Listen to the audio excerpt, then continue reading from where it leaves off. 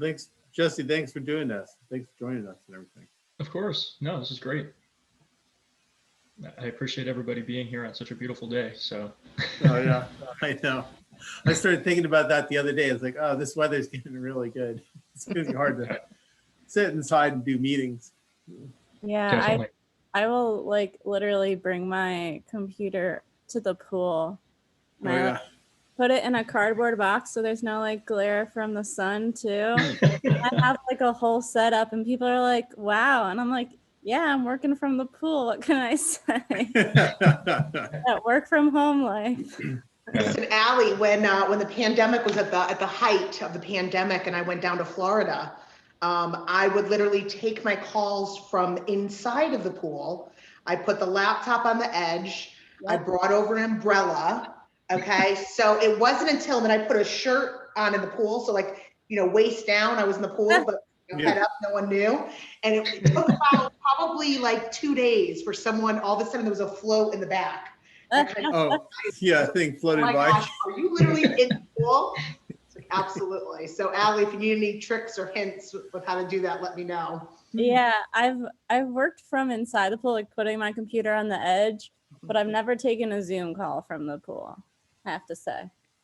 Not yet. Let me know if you want me to be your first. I would 100% drop my computer in the pool by mistake. Me too. That's a lot of people's concern. So hopefully that doesn't happen. We'll just be mindful of any animals that are near the pool. Other than that, I think you'll be good. So why don't we get going? Because I'm anxious to hear what Jesse's got to say. And like I said in the email, Jesse, sometimes the best conversations happen in the smallest table. So let's start out with that as an assumption today.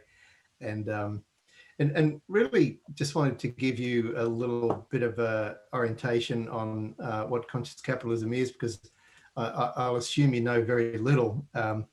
But the conscious capitalism movement is really based on the understanding that it's an equal exchange, a voluntary exchange of ideas and goods. And it's the best system that we've got. We've tried others, but they've mostly failed. And so capitalism is a survivor, and it's elevated billions of people out of poverty. So it's got a lot of good going for it, but structurally it's got some problems now, which is why we at Conscious Capitalism have generated these 4 tenets that really talk about doing purpose beyond profit, seeing it not so much as shareholders the only ones that count per the old MBA model, but stakeholders community-wide are the critical structure for any good business. And then leadership and culture are hand in hand about having servant leadership and creating a culture where people really want to work. So they're the sort of big ideas around conscious capitalism. Those big ideas don't stand for much if you don't make money. But as no coincidence that the brands that were profiled in our founders book outdid the S&P by double. So it's really makes sense from a business point of view as well. We are part of a global movement. There's more than 50 chapters internationally, and these are some of the brands that have been collaborating with us within Connecticut. We've only been around since 2016, but we've built a community of thought leaders like yourselves. And these are some of the speakers that we've had in this sort of fireside chat mode. We're very social, and we welcome you to be part of that. And at this point, I will hand it over to our dearest Heather Desjardins, who is our vice chair and host of this lovely little fireside chat this afternoon. Heather, so it's over to you. Well, thank you so much.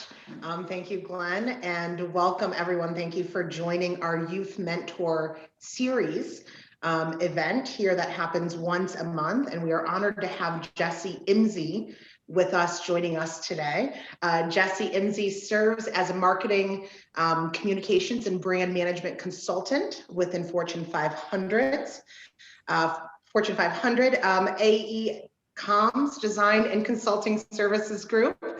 Jesse, I'm going to have you correct me on that pronunciation in a moment. He helps lead all things marketing communications and brand management for his team's main client, which is the Connecticut Department of Transportation. Jesse is also an adjunct professor at the University of Hartford, where he teaches undergraduate coursework that focuses on wide-ranging topics such as public speaking, branding, and strategic communications.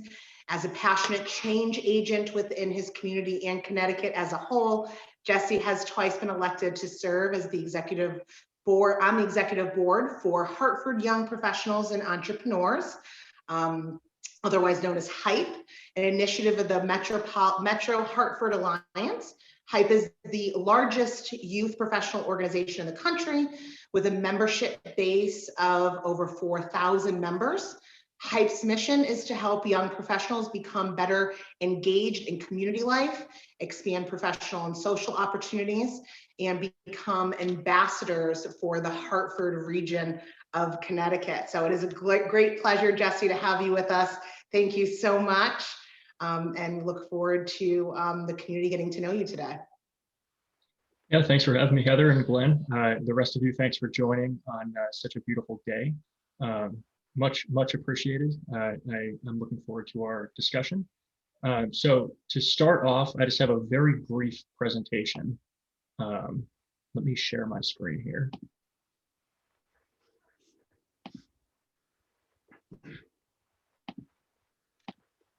Okay, so just to frame our conversation, talking about how do we communicate Connecticut? How do we sell Connecticut? What is Connecticut's brand? So just, as Heather eloquently stated, my name is Jesse Imsey. I work for AECOM, which is a multinational company. My team primarily focuses on the Connecticut Department of Transportation as our main client. I also teach as an adjunct professor over at University of Hartford, which is a ton of fun. I teach everything from public speaking to branding and other communication disciplines. And then lastly, as Heather also stated, I serve on the executive board for Hartford Young Professionals and Entrepreneurs, which is based in the greater Hartford region. But we do collaborate and work with, a number of different organizations across the state of Connecticut. So just a few points that I wanted to hit on as we jump into our conversation and discussion. The first is the importance of effective messaging. I know many of you on the call today, work in the communication marketing field, so this should be a great conversation. As this is something we do on a daily basis.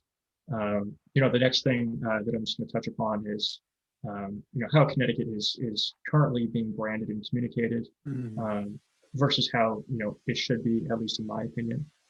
And then going into positives and positioning of the state of Connecticut. We then lead into the conclusions of, what can we do? And then, hopefully we can have a very lively open forum discussion. And hopefully we can, leave today feeling like we were equipped with at least, one or two more tools that we can use when talking about our great state of Connecticut. So, the importance of effective messaging for our state. I threw a few things down on paper here, everything from attraction and retention of talent to attraction and retention of business, tourism and economic prosperity. As we go into whatever that post-COVID new normal is, it's gonna be very important that we frame our state as a place that is welcoming for that economic boom that we all anticipate will occur. And then, the last two is sense of identity and pride, celebrating our different cultures, who we are, and then obviously a competitive edge. So when I think about, the message of Connecticut, I think about a iceberg. And when I was thinking about, this conversation that we're going to have today, it's the first thing that came to mind of, typically with an iceberg, you only see the tip of it above the water. And above the water, is pretty negative stuff right now about Connecticut. Everything from, a land of steady habits, which, is a real self-fulfilling prophecy, in my opinion, of negativity, of, we're just stuck in the mud, we're stagnant, we're not, progressing towards something better, we're not innovative. To nutmeg state, which, if you understand the history of what that means, that stems all the way back to the original settlers, who in many ways were accused of counterfeit nutmeg. So definitely not something we want to be known as. And then, as many of us are very familiar with, being referred to as a pass-through state, and not being Boston or New York, and constantly being compared to those two major metropolitan hubs. So, with that said, there's a few things under the water that are here, that are present, and that I think make up the majority of who we are. And these are just a few examples. The first is, we've all heard of the Constitution state. Many historians have said this is the home of the first written constitution in history, which, if we frame that the right way, we can claim that we are the original innovators. Connecticut has been innovative since the 1600s. With that theme, we've been ranked as a top 5 most innovative state by Bloomberg. There's different industries that we have throughout the state, a few of them, including education, aerospace, defense, broadcasting, such as ESPN, healthcare and research. Innovation is really in our lifeblood here in Connecticut. With that, I think one of the main perpetuators of that innovation is the education, as we're one of the third most educated states, according to CNBC. And then, who doesn't like to be happy? Number 1 happiest state in the Northeast. Take that with a grain of salt, because we are Northeasterners. We're not necessarily known to be very friendly folks. So, being the happiest, I guess, is a good thing. But number 10 in the United States, I think, is a good proof statement there. So going off of that, thinking about some positives in positioning that we can talk about. Within a concentric, if you drew a circle around our capital city of Hartford, which is right in the center of the state, we've got a number of really eye-popping stats of how marketable our location is. Everything from 23% of the U.S. population to 85% of the Canadian population, and then leading to almost $5 trillion of combined U.S. and Canadian GDP. Transportation, as I'm a big proponent of that, and working with the Connecticut Department of Transportation. Bradley International Airport, ranked 5th best airport in the country. Well over 200 flights daily. And then we have a really robust rail system in this state that the state of Connecticut has devoted a lot of money to over the past decade or so. Hartford Line connecting over to Shoreline East and Metro North Railroad into New York City. So another positive to highlight is education, and I mentioned this a minute ago. I argue that we educate America here in the Northeast, especially here in Connecticut. It's a true talent pipeline. If you look at some of the numbers, Connecticut in degrees per year, we're well over 55,000 students per year, well over 250,000. And then again, third most educated state. And then on top of that, we're one of the top most concentrated states as far as people with advanced degrees. So the talent is here, the location is here. We have everything. It's just we're just lacking that message. So pushing towards the future, in conjunction with conscious capitalism and understanding purposeful innovation, what's our purpose? I threw down a few different, ways we can progress in the future, whether that's green energy, insurtech startups, sustainable transportation and other infrastructure, education access, biotech and healthcare research, and then ultimately, how do we foster that live, play, work environment? So, at the end of the day, it's all about having that purpose. It's all about continuing to be innovative as a state. And really, in order to do that in an effective way, we need to be able to effectively communicate who we are and what we are. So what can we do? We can communicate and collaborate, which is what we're doing today. We need to be open to new ideas and fresh voices. which includes positive messaging, like I mentioned, quelling those negative messages. The only way we can do that is if we come up with our own brand within our own message. Otherwise, somebody else will make that brand message for us. Holding leaders accountable for what they do and what they communicate.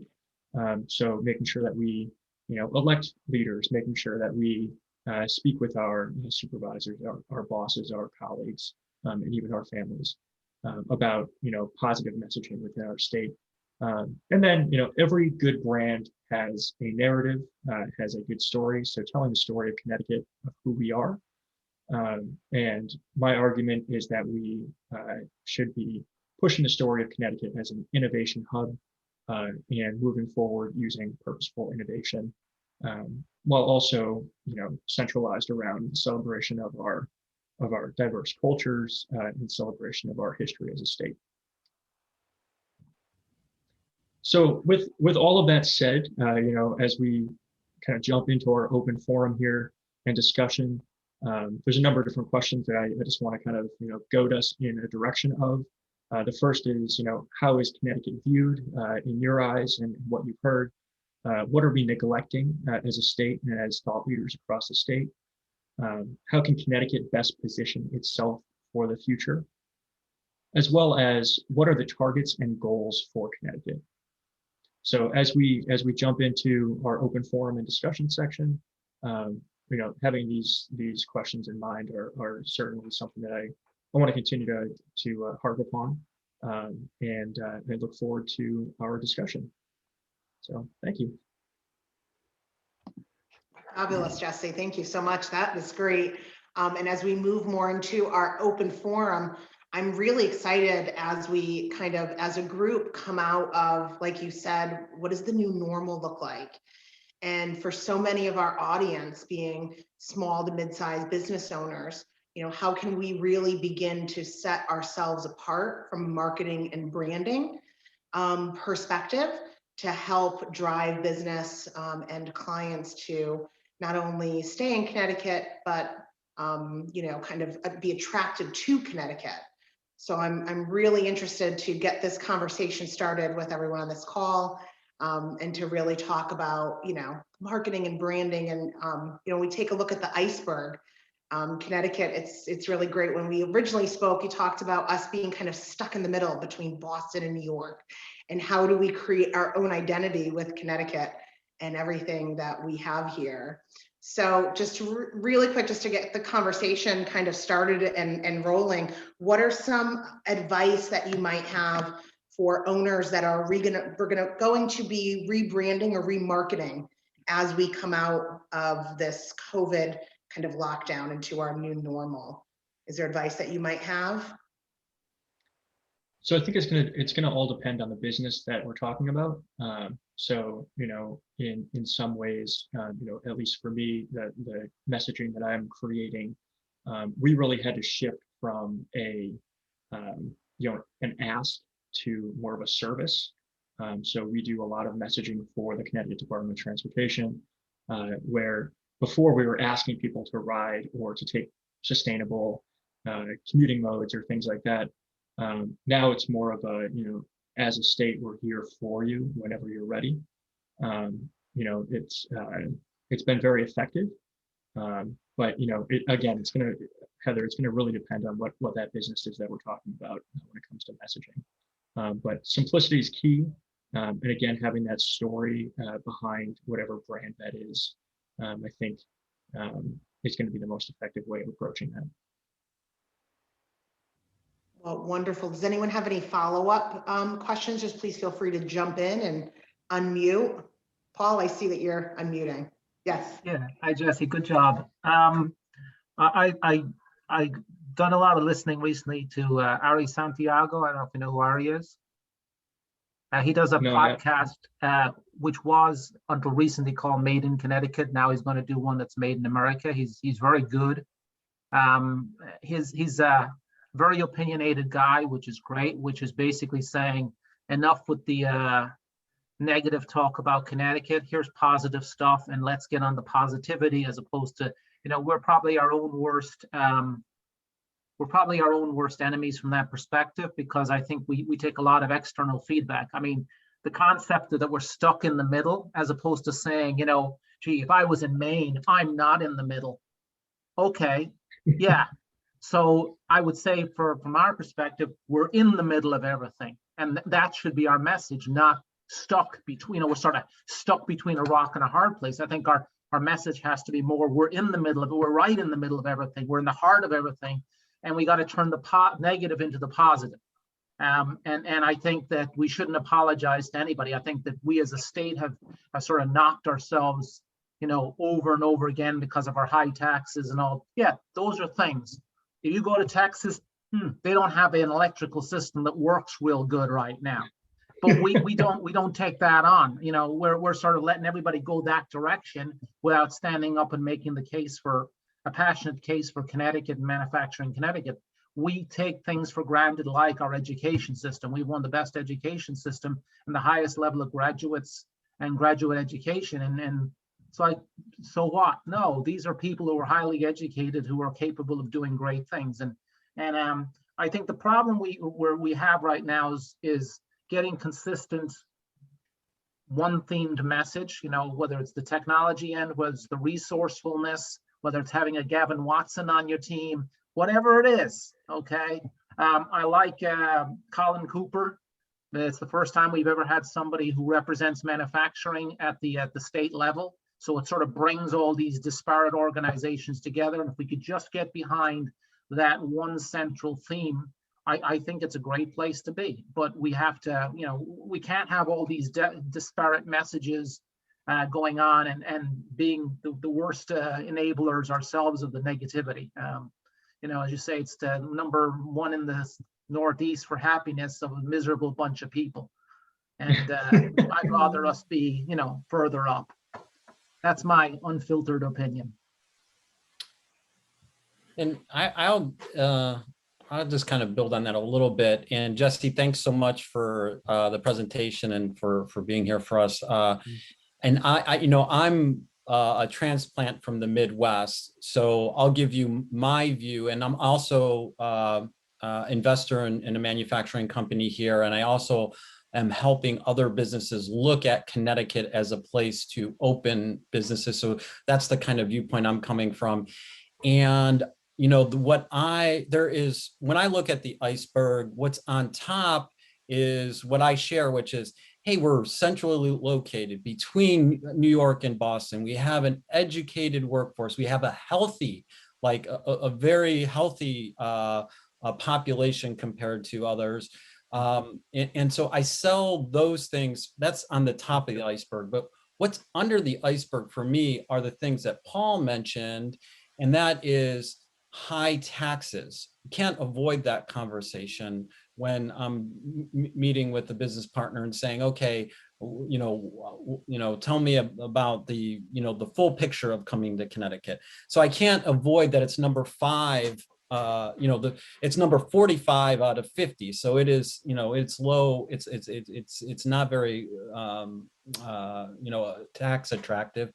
And then second, there is some challenges for navigating the amount of government and the amount of different interests that are in the state and whatnot.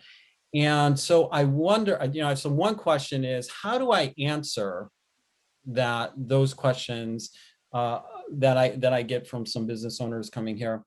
And so that's one question, but that's my viewpoint is like, you know, it does support, like my viewpoint is that with taxes, we do get a lot of support. We get, you know, and that's kind of what I sell, but I don't, there's not a lot out there, you know, and it's under the iceberg because that's what everybody's saying behind the doors, right? DECD has a great presentation of why Connecticut's great, but it does not really address those things, right?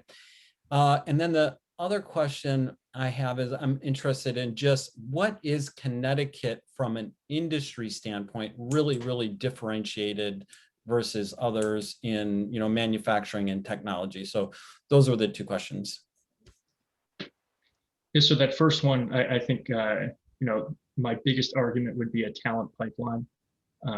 The amount of high quality schools within, just a 4-hour radius of the center of our state is unbelievable. It's pretty much unparalleled across the country as far as that density of educated, young, hungry, innovative individuals. That being the first thing, and then on top of that, also the density of the population. This area, the New England region, is incredibly dense, and New England tri-state area is incredibly dense, densely populated, and really great for business, depending on the type of business. Again, the second question of what is Connecticut known for? I think there's a number of different things that we could argue, just depending on what part of the state we're talking about. Hartford itself is known as the insurance capital of the world. Every major insurance company has some type of footprint within the greater Hartford region. On top of that, there's incredible biotech research and healthcare across the entire state, both in New Haven and Hartford, and all the way down the 95 corridor. And then, I think one of the biggest selling points, at least, from a leisure perspective, is that I think, we're one of the only states, and I can't really think of anywhere else, where you can, within an hour or two driving distance, go skiing or be on the beach or be, in a very urban setting, or even, just be hiking in the woods and, see a black bear. My parents live up in, one of the northern corners of the state of Connecticut, and I go visit and I see black bears in their backyard all the time. I live more in the central, more of an urban setting of Connecticut, and people who are around here are like, wait, you've seen black bears? It's like, yeah, it's only about 25 minutes north, and then, another half hour, 45 minutes south of where I am, I could be right on the beach. So as far as, the attraction of that talent, and keeping that talent here, because that pipeline already exists here, I think we have a very, very strong selling point to do so. I love the outdoors. So, good communication and selling point there. I don't know if you saw the mountain picture in the back and then tailored your answer, but I think the outdoors and having access, provides a lot of felicity for life and for other things beyond, just working. So that's important. So thank you so much. Another thing besides schools that a lot of Connecticut communities have in abundance compared to other parts of the country, and I'm a move here too from Virginia, is the Parks and Rec departments and the wealth of offerings. So that kind of ties in with the outdoors and just access and inclusiveness and recreation. It's such a range. Well, as you guessed, I'm from Boston, right? Because of the way I go park the car. But when I talk about the way I came here, I mean, I'm a transplant too, and when I first came to Connecticut, I was like, wow, this place is really cool. It's got history. It's got it's within access to all the great places Jesse's already talked about, and it's interesting for me because when I have friends and family arrive from Australia or any other parts of the world, they're also impressed. So it's not just me, about all of the the natural assets that are available here, and there is a good point what Jesse's saying about the sort of way that we lean into the status quo here, that is a result of its history and the fact that we've been through a lot here in the Northeast. So I understand where it's coming from, but it does not serve us well looking forward. And it was funny when we were talking to some other folks that work with state agencies, and they were talking about working with the state of Alabama and how they are trying to rebrand themselves, and they only wish that they had half the problems that Connecticut does, in terms of developing a very crystal sort of value proposition. So it helps to get out of the bubble a little bit to really appreciate what's going on here. So with a lot of that said, I'm curious to hear what everybody thinks of my argument of branding Connecticut as kind of an innovative state and innovation hub. Dating back to being the Constitution state and formulating that first Constitution to moving forward and having all of these industries that we're mentioning, everything from the billions of dollars of defense funding, all the way from electric boat to Sikorsky to United Technologies to the formation of the worldwide leader in sports of ESPN in Bristol, Connecticut, to having major education facilities, both as part of UConn and Yale, which includes a lot of research, innovation in that sense. The education pipeline of innovation. I'm curious to hear what everybody thinks, and if you agree with that sentiment, if you think that's an effective way of selling Connecticut and framing Connecticut.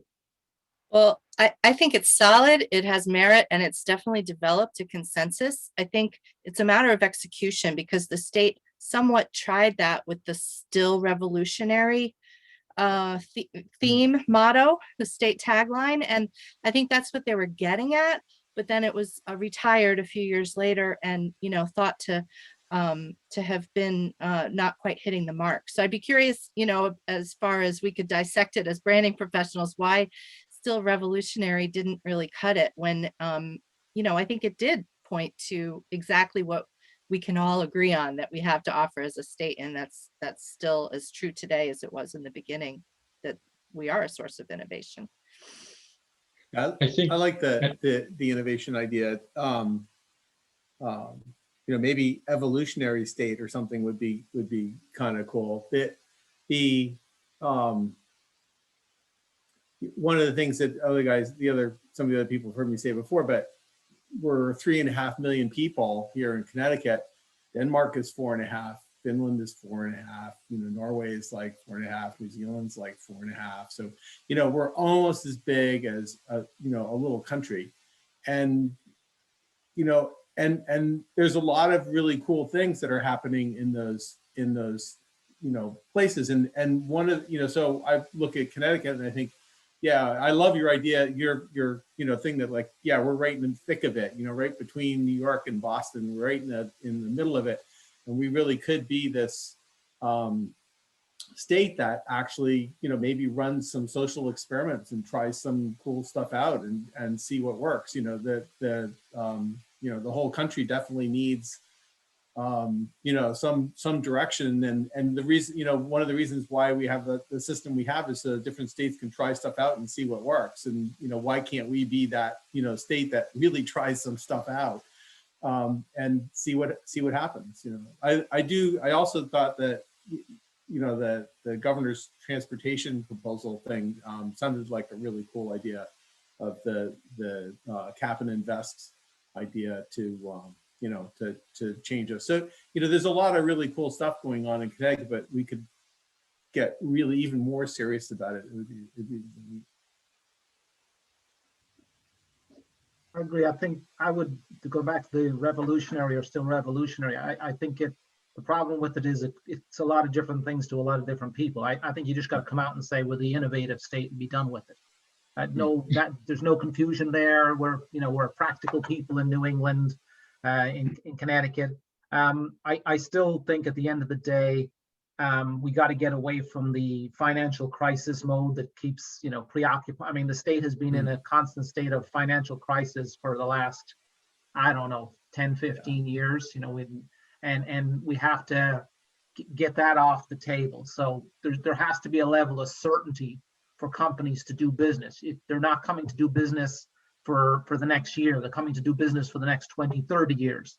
And if every problem, the solution is raise taxes or change your tax code or increase the taxes, you're not sending a level of certainty. So I think that the state needs to make that decision to deal with it somehow, so that we can say we're on a road to stability, we have a plan, and innovation is it. And I love the idea of the innovation, because innovation can be in financial markets, it can be in manufacturing, it can be in service, it can be in a lot. It just means we're smart people solving tough problems, and we're not afraid to do it.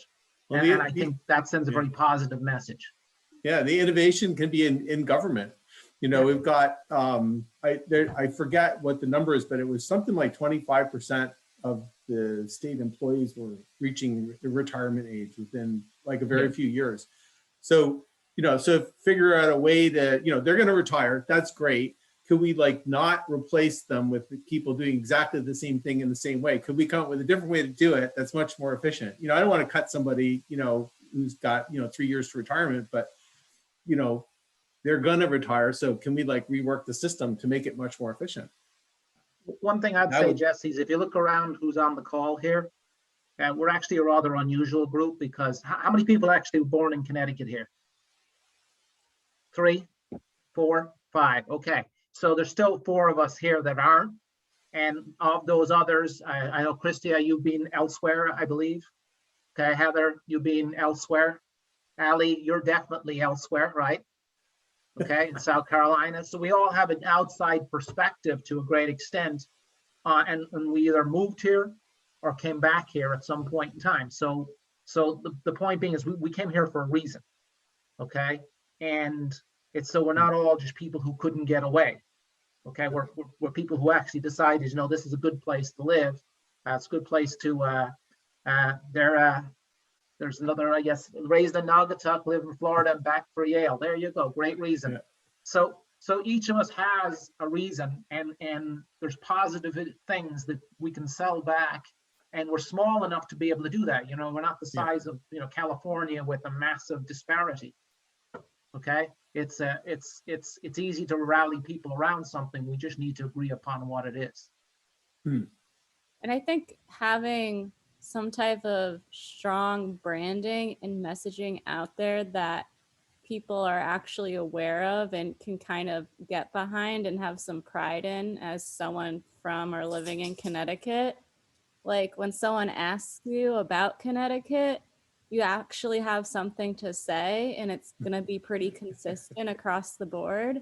Because I mean, and then, you know, domino effect, eventually, hopefully Connecticut will actually be known outside of Connecticut as an innovative state, because I feel like once people outside the state are saying it, that's what's really going to keep people in the state and, you know, gather people in.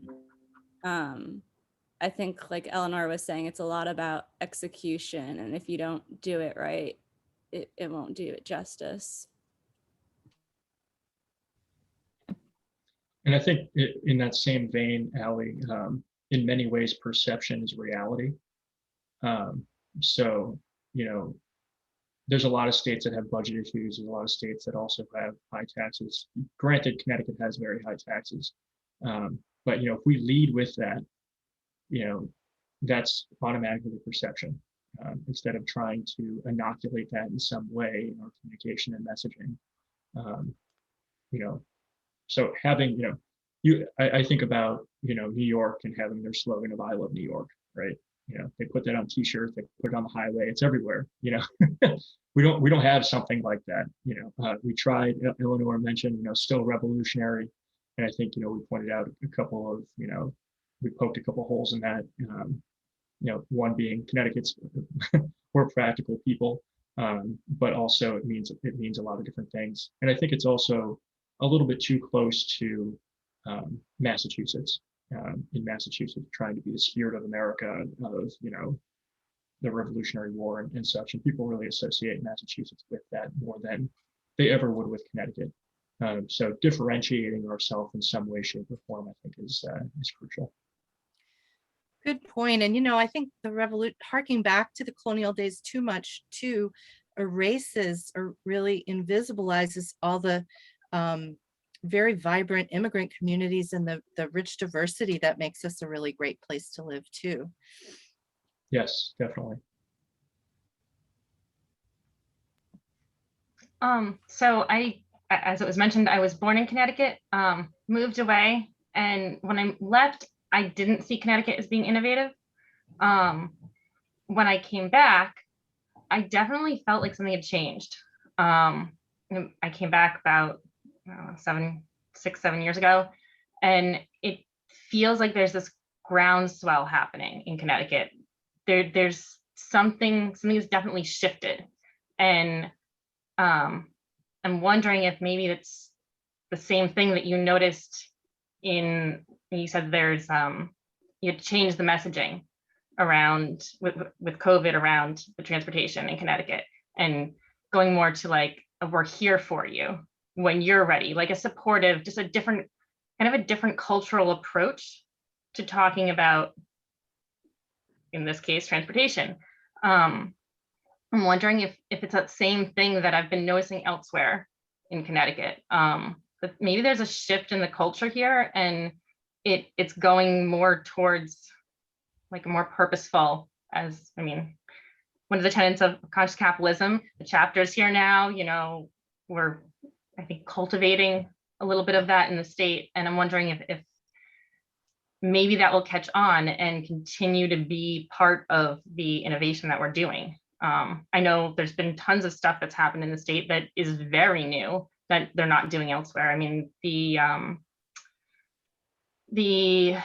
wind power that is going to be the hub in Bridgeport, I think. That's a huge innovative thing that a lot of states are actually looking to what we're doing. That's just one example of the different things that I think are kind of changing in the state and maybe moving us towards more innovation on a kind of innate level, as opposed to like pointing to, oh yes, there's a giant like pinnacle of innovation, more kind of like general across the board everywhere. Christy, I'm curious, what other state did you live in? I've lived in Washington, Maryland, and Southern Jersey. Okay, because I was wondering if maybe the size of Connecticut has to do with anything. Because I feel like once you get into bigger states, there's less of like a sense of community. But when, like we were saying before, you literally can travel the whole state with like in basically an hour, maybe 2 hours. Like, I feel like there's more of a sense of community and a lot more people connecting just because, they happen to be working with someone who's working with this person, and the networks really, really overlap a lot. So I was wondering if maybe that was something that you didn't feel in these other places that you lived in, and maybe that had anything to do with it. That's quite possible. I was in Washington for long enough to feel that. I wasn't in Jersey or Maryland long enough to really know. But yeah, I didn't see that as much in Washington. You're right. That might be part of it. I think it's also location as well.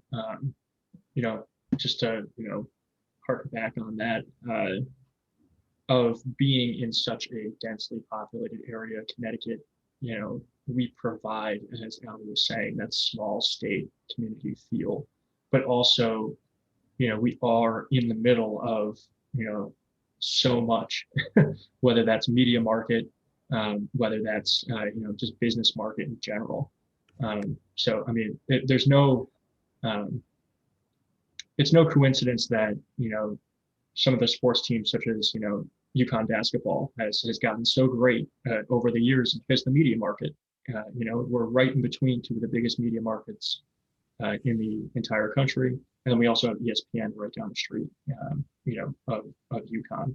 UConn's, not really centralized in the middle of any sort of urban hub, but, as far as in the grand scheme of life, in the grand scheme of the country, it's a massive media market.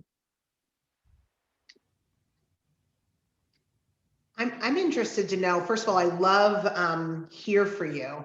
When I start to think about, when COVID really hit New York and everyone was really leaving the city, or Boston, they were really leaving, they were really coming, that's why our real estate market kind of spiked in Connecticut. I love that, we're here for you.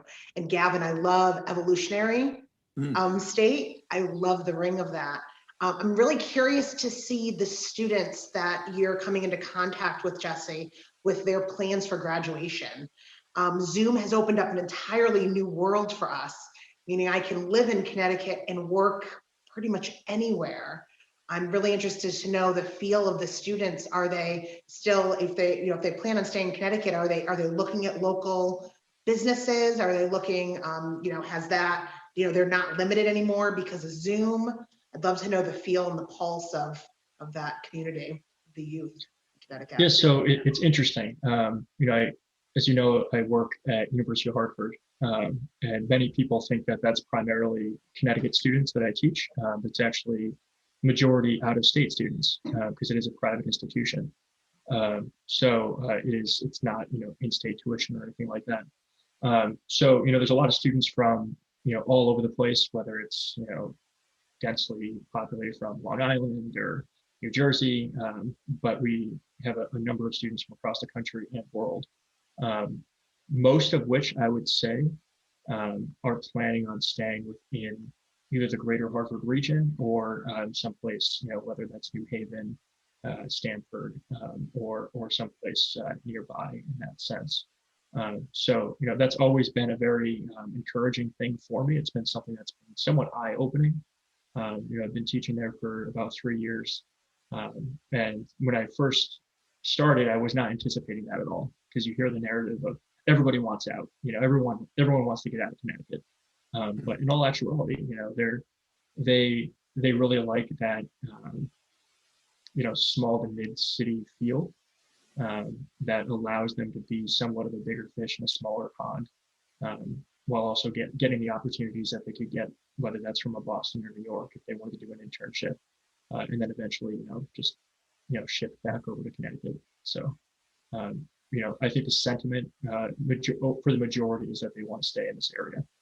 I feel like part of keeping students in our state too is businesses making relationships with the schools and providing like internships and work opportunities before they even graduate, or promising it once they graduate, because I feel like, I don't know, I just feel like that's very valuable in people's decision making on what they're going to do next. Because it's hard enough to get a job right after you're graduating. So if you're promised something, you're likely to take it. And Connecticut's not a bad place to take a job in. You may have to pay taxes, but they also pay well. So everything kind of evens out in some ways. Yeah, I think it goes. Go ahead. I was going to say it goes hand in hand with what I was saying of live, work, play. So really, shaping the message around that. And I know that's very cliche. You hear every urban hub across this country talks about live, work, and play. And they probably have that in some slogan or banner someplace. But it really is important for that, because if you have the work aspect but you don't have great living or anything to do, people might consider going elsewhere. Or if you have a lot to do but you don't have any work, obviously people aren't going to be able to do anything if they're not making money. So selling it in that way. So going off of what Allie was saying of having those collaborations and actually having work, obviously, but also I think a lot of my students, they get those opportunities for work, and I don't think they have too much of an issue with that. It's more of loving this area and loving what they can do in this area. Everything from, when they're of age, going to vineyards, or, going to beaches, and like I said, going on hikes or skiing or whatever it may be. So I think, that combination of things is really a tremendous selling point. Yeah, I was just going to say, our company had a facility out in Illinois. And so I used to spend quite a bit of time out there. And one thing that we have is topography. We actually have hills here.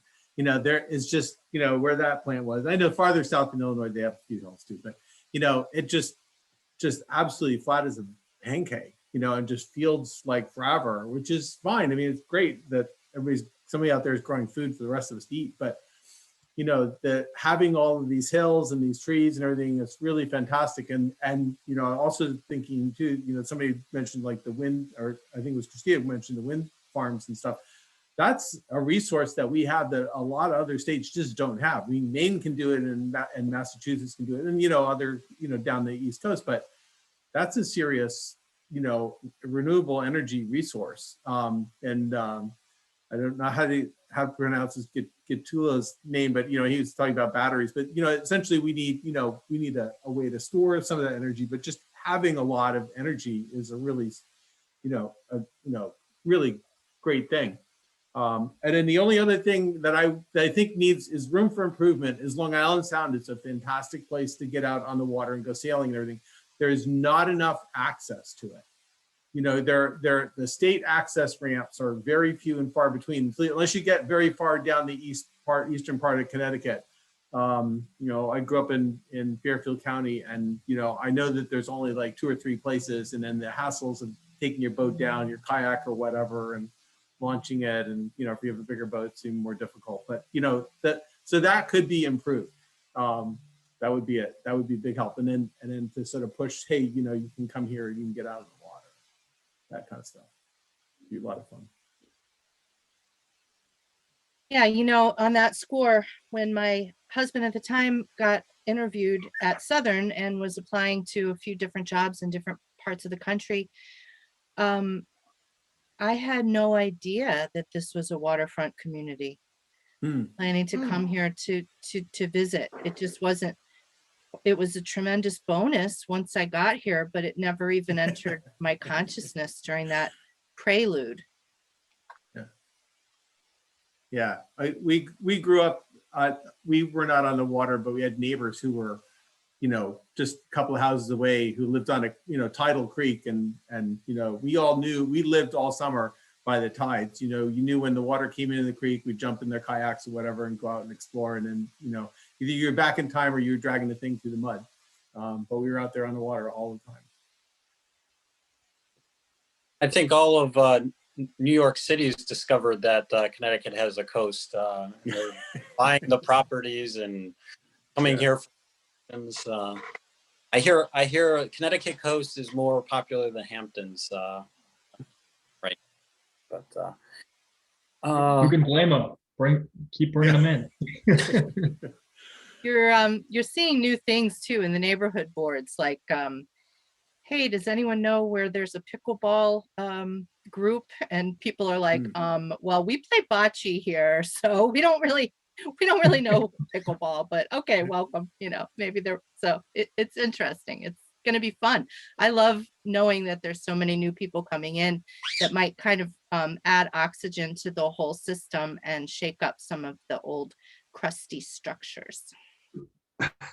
I think going off of that as well, there's a false narrative in Connecticut that we're constantly losing people.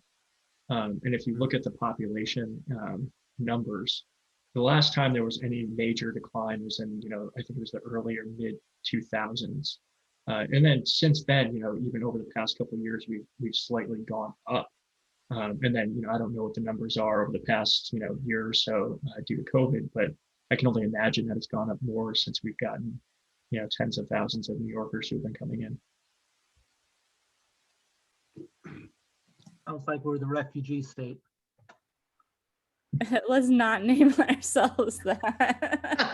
I'm going to second that motion. We take everybody from New York. I agree with Dave, and in terms of when you go someplace else, and Gavin too. I work for a company that had a facility in Indiana, and the folks from there always loved coming to Connecticut because it didn't look like Indiana. You go to Indiana and no offense, it's flat land. There's a nice wind. They have tornado shelters.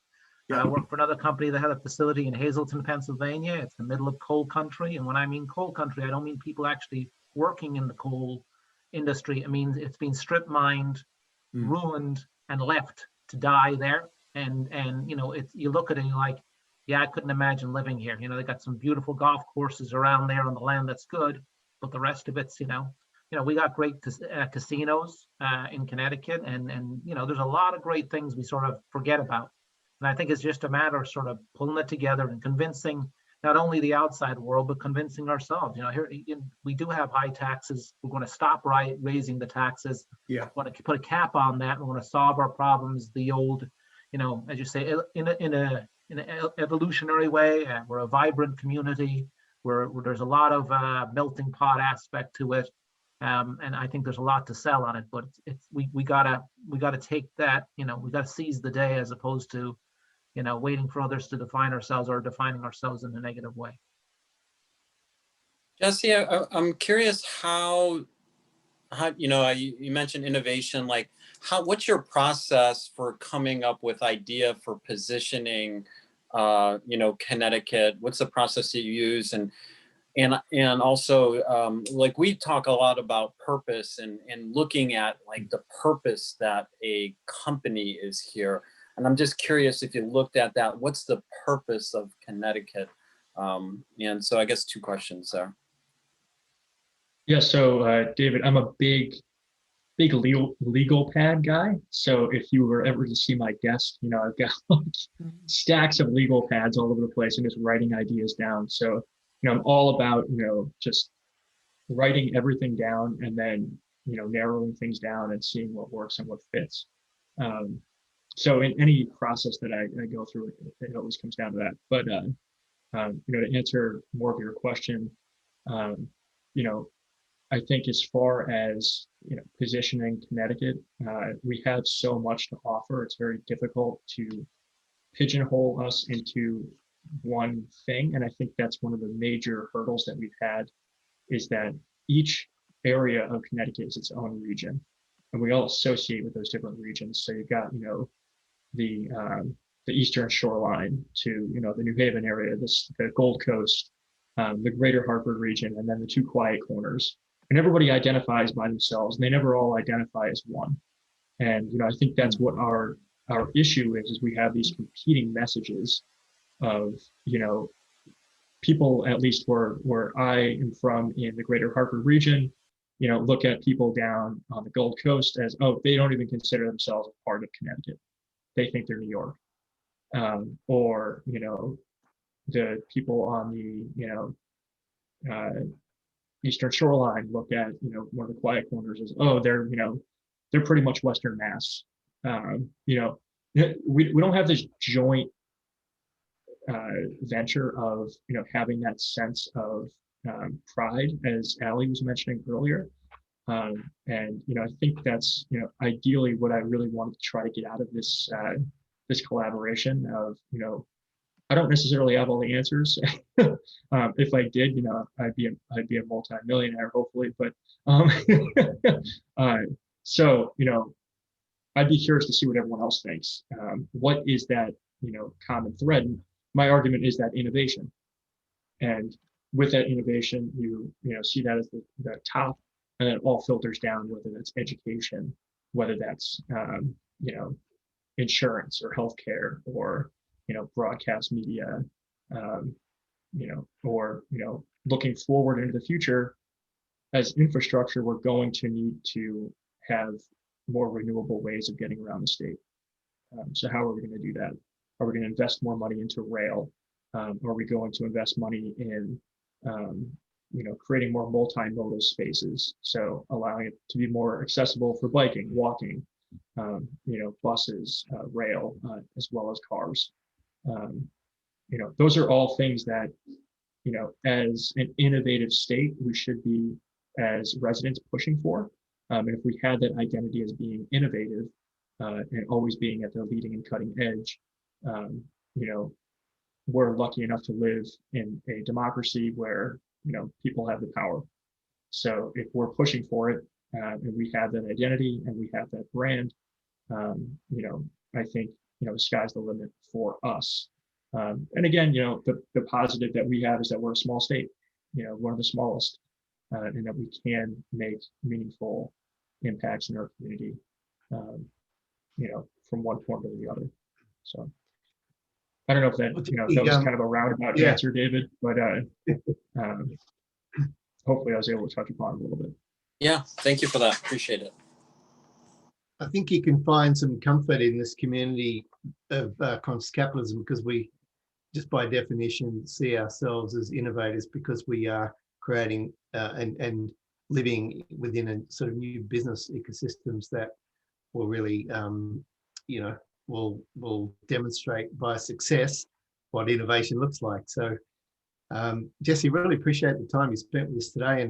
And as a branding guy, of course, I'm so behind and supportive of what you're doing because it kind of needs to be done within the state. So I really enjoyed hearing your point of view, and I love the way you articulated the challenges as a state ahead of us.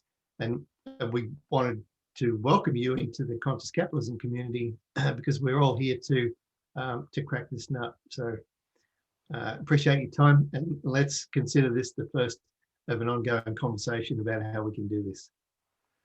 Yes, most definitely. I appreciate everybody taking the time today. It was a great discussion. Thanks so much, Jesse.